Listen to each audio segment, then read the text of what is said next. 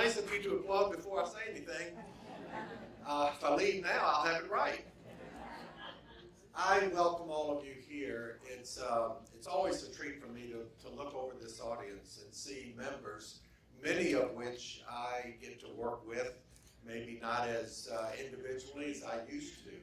But there are so many familiar faces. There are so many of you that we have shared stories and we've shared life. And I do believe that that is really a differentiating factor for not just Call Federal, but for credit unions as opposed to other financial institutions.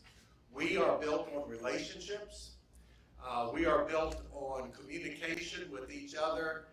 And as our field of membership has continued to grow and to be able to take in other areas, I've always felt that our goal is to make sure we establish that value proposition that we extend to people who aren't current members of Call Federal, that being a credit union member brings an additional value, hopefully, to your life as well as to your financial health.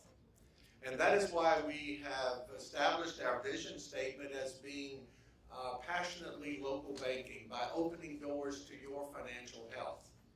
I hope you have experienced some of that financial health training that we have had in the educational sessions that we have had today, because I want to go a little further explaining to you how we believe that the next generation of credit union members are going to benefit if they will allow us to be partners with them in financial understanding. The treasurer, the president, or the chairman of the board have all told you that Call Federal is financially sound and financially strong. Being a credit union, there's one other element. We're also strategically and morally strong.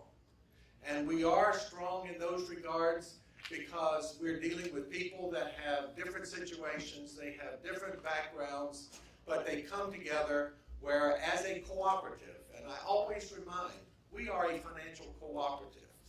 All of our leaders, our board of directors, our supervisory committee, many of which are sitting up here today, they serve as volunteers. And not only do they attend the meetings and help us make concrete decisions, they also have to prove that they understand the business that we're in. And so that takes a certain amount of dedication and of self-learning, and I want to let you know that our officials have always stood up and met that challenge over the years. Yes, I congratulate all of our volunteers. I, on the other hand, have been fortunate enough to be a staff individual paid by the credit union and to also work with the rest of our paid staff. And one of the elements that we look at in hiring new staff, it's more about the character of the individual. We know we can train for the skill sets, but we're looking for individuals who understand the relationship building, the value that Call Federal brings to its members. And now, over time, we're really trying to differentiate ourselves in that value proposition than probably any other credit union has done, and we'd like for ours to be somewhat different. There's an old saying that says, if you fail to study history, you're more apt to repeat it. Well, that's good and bad, because the one value of studying history is really determining what is the good and what is the not so good. And as I always look out over this audience, and as I have for the many years that I've had the privilege of working at Call Federal, I see people. I see relationships. I see members. And I think you are an audience that understands that value of being a member. I think I can honestly say I see loyalty. Which means that loyalty is when you rely upon your financial institution to be your first source of information. And for all of the years that I've been at Call Federal, and in the beginning years, mainly our field of membership was just Philip Morris, there was a loyalty among the employer and there was a loyalty among the credit union. And we were able to build trust among that same loyalty. As we continue to expand our field of membership into the community and into various counties, we know that probably, if I look at history, we do our best when we are connected with an organization that you belong to or that you are a part of. So as part of our business development, we're looking to take Call Federal to small employers. We're saying, let's look for employers that have 10 or more employees. What if we go and we identify we want to be the credit union for your employees? The same as it was when you worked at Philip Morris or wherever the employer was that said, Call Federal is my credit union. And if we can go and make those smaller connections, then we're creating that sense of membership. We're creating loyalty, and we're actually allowing people to share the common bond. If I do business with this organization, I'm helping the people that I work with. And there is a sense of accomplishment and honor in doing that. And so that's something history taught us. That is something that we do and we do well. As I've often said, thank you. I have often had the privilege of talking with members at Call Federal at different times during their work and at many times during their beginning of retirement. And so often I have wondered, how could I have two people that I talk to today have worked for the same length of time, made the same amount of money, got the same benefits,